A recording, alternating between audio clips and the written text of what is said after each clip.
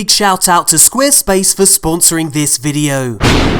So then, you may have heard, Bungie is power capping your weapons. Say goodbye to your favourite guns.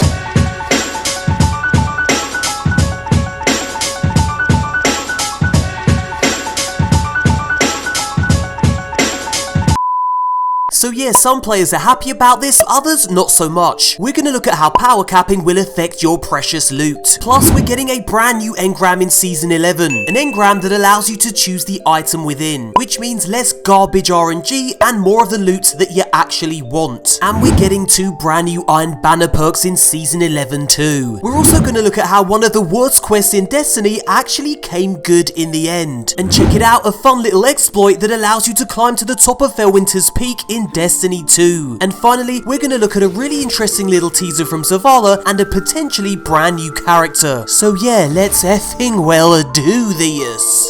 Okay, so let's start with the controversial issue of power capping. Starting in Season 11, every single legendary weapon and armor piece will have a power cap. So what will this look like? Well, here's how a weapon's max power level will be displayed in Season 11. Let's just enlarge this bit to get a better look. Right then, as you can see, this weapon, as well as all the weapons you've collected from the first 8 seasons, will have a new power cap of 1060. You will never be able to infuse these weapons beyond that cap. Yes, a 1060 power cap forever for all legendary weapons you collected in Seasons 1 to 8. And yes, that includes all the pinnacle and ritual weapons you accumulated during that time. Guns like Wendigo, Not Forgotten, Revoker, 21% Delirium, to name just a few of my favourites. Now that's okay for now, because as you can see, the Season 11 power cap is also 1060. So you'll be able to use all your legendary weapons in all endgame activities in Season 11. However, what happens in Season 12 when the seasonal power cap is increased from 1060 to 1110, as I've just magically done here? Well, all your legendary weapons from the first 8 seasons will remain capped at their power limit of 1060. So although you'll still be able to use these weapons in activities where power doesn't matter, they will effectively become useless in endgame activities where power does matter. For example, raids, Iron Banner, dungeons and trials. So yeah, in short, all legendary weapons from the first 8 seasons will be useless in endgame activities from Season 12 onward. But what about weapons from Season 9, 10, 11, 12 and beyond? Well, I'm glad you asked. They too will have a max power cap. You'll be able to use all legendary weapons from Season 9 onward in all endgame content for a full year from the season it was first introduced. So for example, the new legendary weapons introduced in Season 9 will have a max power cap that enables them to be used in all endgame activities up until Season 12. Like I said, that's a full year, or 4 seasons to be precise. And here's another example. The legendary weapons that are introduced in Season 12 will have a max power cap that enables them to be used in all endgame activities up until Season 15. Again, that's a full 4 seasons. In short, all legendary weapons from Season 9 onward will be viable in all endgame content for a full year from the season it was first introduced. Now, unsurprisingly, the decision to introduce power caps has polarized the community. What we're gonna do now is have a look and see why that is. Well, many players like Destiny streamer Kamicakes, who spent up to 4 weeks grinding forges for god roll snipers to use in endgame activities, feel as though their time and effort have been wasted. If players have farmed guns for the sole purpose of using them in endgame activities, then well, those weapons effectively become useless when their power cap no longer makes them viable. Thanks to Kami for the gameplay. I've linked his original video in the description box below, go check it out. Now personally, I'm okay with these changes, and here's why. It doesn't look like we're getting a Destiny 3 anytime soon, if ever. Instead, Bungie will continue to evolve Destiny via seasonal expansions, which is perfectly fine. But eventually, I want a big fat sequel that reboots everything, including weapons. But seeing as though a true sequel may never come, this is the next best thing. Bungie is essentially retiring old weapons to make way for new ones. Now yes, I'll still be able to use my dear old bygones with over 22,000 kills, and my trusty hammerhead with over 11,000 kills in normal Crucible and other activities where power doesn't matter. But I imagine that they'll end up gathering dust in the vault after Season 11 11 ends. Having said that, Bungie has teased that it may very well update the max power level of older weapons in future seasons to make them viable endgame options once more. So you may yet see your favourite weapons returning sometime down the line. But you know, as long as the new weapons Bungie does introduce in future seasons are as exciting, deadly and satisfying as the weapons we've grown to love, then yeah, I'm okay with this change. What about you guys? What are your thoughts on power capping? Leave a comment below and let's get a little discussion going. So yeah, we've talked about power caps for legendary weapons, but what about legendary armor? Well, the same thing applies to armor. Yes, they too will be power capped in exactly the same way as we've just seen with weapons. It's worth noting, however, that starting in Season 12, there will no longer be a mod slot that changes each season. Instead, the mod slot will accept all the mods that are introduced throughout the full year. As for your exotic weapons and armor, well, they will not be power capped, so you can continue to use them as you always have. Right then, let's now talk about the new engram that's being introduced in Season 11. Now, what if I told you that you can now choose the contents of your engram? You'd call me an absolute lunatic, right? Engram loot has always been decided by RNG, until now. So then, in Season 11, Bungie is introducing a new engram that contains all that season's weapons and armor. And get this, you decide what kind of loot drops from this engram. This crazy new power is called focusing. So how exactly does it work? Well, this new engram has a chance to drop from basically every single activity in the game. Once you have one of these engrams, you'll be able to spend seasonal currency to decide what kind of loot the engram drops. So for example, you'll be able to focus your engram so that it only drops Season 11 armor with high stats. Very useful indeed. Now then, my friends, here's where it gets interesting. You need to unlock these focus abilities, and there are 15 in total to collect. So then you'll be able to earn your first 2 focus abilities from completing Season 11's opening quests. The first focus ability will make the engram only drop Season 11 armor. The second focus ability will make the engram only drop one of the 6 weapons that are returning from Seasons 8, 9 and 10. Like I said, there are a total of 15 focus abilities to earn. The more abilities you have, the more power you wield to control what drops from your engram, which means less RNG and more of the loot that you actually want. So yeah, earn new focus abilities, grind your favourite playlist, farm these new engrams and choose what kind of loot drops from them. Personally, I love it. What do you guys think? Next up, new perks. The guns in Season 11 will have new season exclusive perks. And that's not all. Iron Banner is bringing back 2 old weapons, each of which will have a brand new Iron Banner perk. One is called Iron Grip and the other is called Iron Gaze. Bungie isn't revealing what these perks actually do, as they want them to be a surprise. But yeah, Season 11 will have lots of new weapon perks to play around with. Next up, the Cursed Fellwinter's Lie quest. A quest that had a very bumpy start. The first quest step asked the community as a whole to complete 9 million public events. After a painfully slow start, Bungie had to nerf this step to make it easier to progress. It took players 5 days of grinding to get the job done, but then disaster struck again. The last quest step was bugged and it took Bungie a further 4 days to fix it. So yeah, not the smoothest of quests. But the finale was, for me at least, the highlight of the season. Players were led into a secret bunker room that housed an eerie holographic tomb, a memorial to Rasputin's son, Fellwinter. It's a lovely bit of storytelling and rewards you with a pretty beastly PvP and PvE shotty. Now guys, it's worth knowing that Season 10 ends June 9th, and Bungie will be removing the quest for Fellwinter's Lie and the Fourth Horseman on this date too. So yeah, get them before they are gone. Now, as part of this quest, you have to return to Vostok to investigate some strange energy signatures. As you can see, one of the areas you investigate has a cheeky dose of everyone's favourite self-replicating virus, SIVA. I just hope this doesn't make a full-on return, because I'm not a fan of it. But honestly, I'm more interested in the exploit that allows you to climb up to the very top of Fellwinter's Peak and jump off. Now, this gameplay is from my pal and fellow Destiny YouTuber Esoteric. He used his Titan and a sword to bypass the death timer and, well, explore this area. All you Destiny 1 veterans will remember the nerves of steel it took to climb this intimidating mountain. But it was worth it because you could yeet yourself off the top. So yeah, for the sake of nostalgia, let the yeeting commence.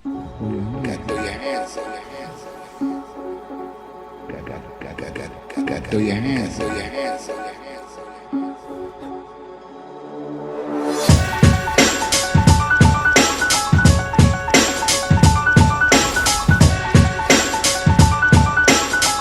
Okay, it's now time to talk about Zavala, or to be specific, the legend that plays Zavala, Lance Reddick. Let me just quickly do my impression of him before I continue. We must destroy this machine good. Yes, I know, I'm basically him. Anyway, old Lance has been putting out some really funny tweets. The first one is him preparing to record some lines for Destiny 2, and the other one is him actually playing Destiny 2. Enjoy. Hey everybody, as you can see, I am in the closet. And the background here, got a little microphone set up so that I can do a little voiceover work. And yeah, so I'm about to go record some new stuff for Destiny. That's right, whether I wanted to or not. You can probably hear in the background. About to play some Destiny. So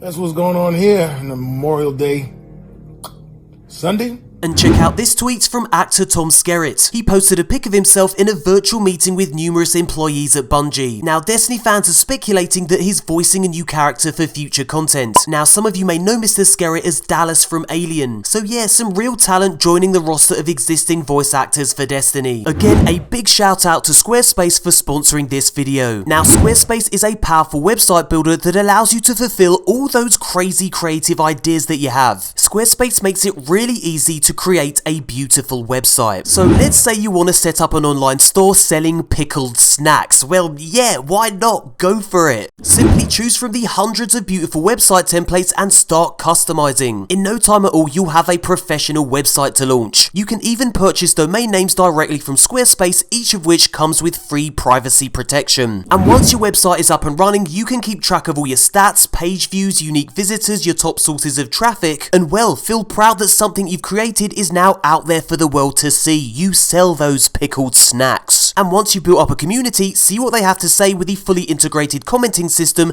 that supports replies and likes. So yeah, go to squarespace.com for a free trial, and when you're ready to launch, go to squarespace.com MoreConsole to save 10% off your first purchase of a website or domain. Link in the description box below. And finally, Bungie made a low-key announcement that Destiny 2 is coming to PlayStation 5 and the new Xbox. So what does this mean for us filthy console peasants? Well, I talk about it in this video, so go check it out. Guys, thank you so much for watching. Subscribe for more content just like this, and a thumbs up really helps the channel grow and lets me know you enjoy this kind of content. Stay safe, and we'll speak again very soon.